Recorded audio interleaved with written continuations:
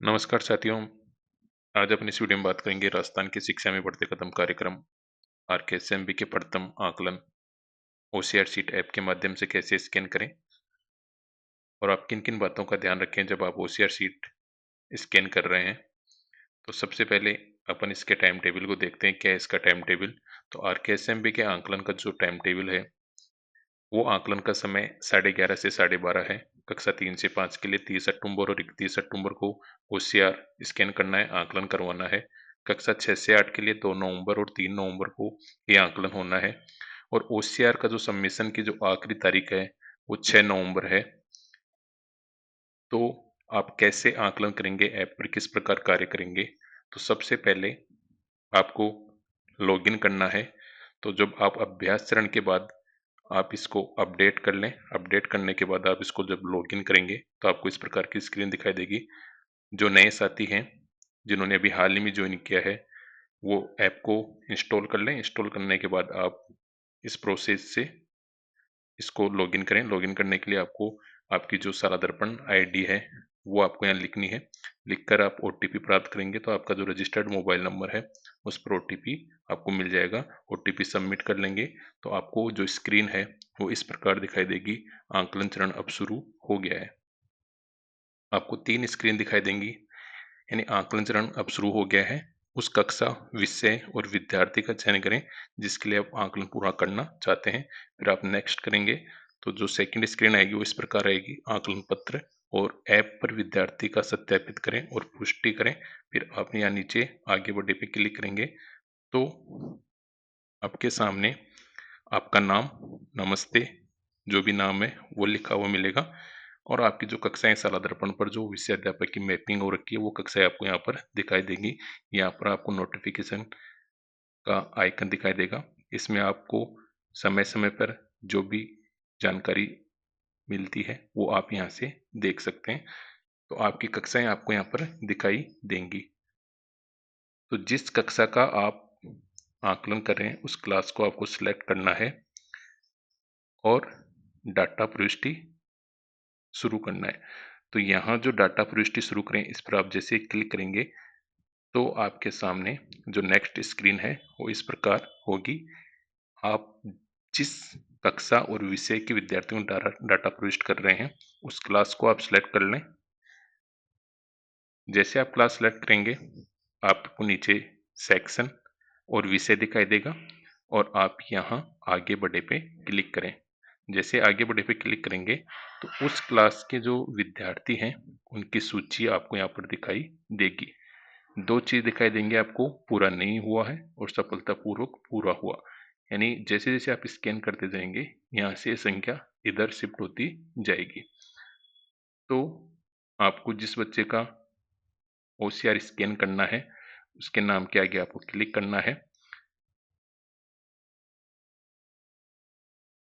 तो ये निम्न स्टेज के अंदर आपको कार्य करना है स्कैन का।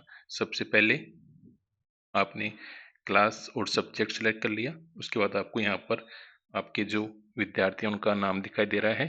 जब अपन विद्यार्थी को सिलेक्ट करेंगे तो यहाँ उसका टॉपअप आपको दिखाई देगा, उसका नाम, उसके पिता का नाम, कक्षा और यहाँ फोटो अपलोड करें। यदि वो बच्चा प्रेजेंट है तो फोटो अपलोड करें, यदि वो बच्चा एब्सेंट है तो अनुपस्थित अंकित करें।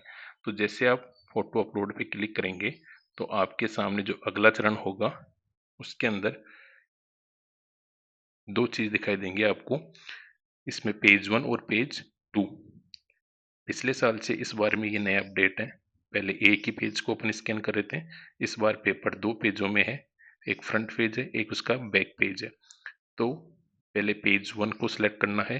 जैसे आप पेज 1 को सिलेक्ट करेंगे इसके जो आपका ओसीआर है उसके ऊपर आपको यहाँ पर क्यूआर कोड दिखाई देगा। तो सबसे पहले आपको क्यूआर कोड को स्कैन करना है। ये विशेष आप ध्यान रखें, ये महत्वपूर्ण है कि सबसे पहले क्यूआर कोड को जो टॉप राइट पेज पर जो आपको दिख रहा है उसको स्कैन करना है। जैसे आप स्कैन करेंगे आपको यहाँ पर ओसीआर उत्तर पत्रिका सेट दिखाई देगा, उस बच्चे का नाम दिखाई देगा। आप आगे बढ़ें।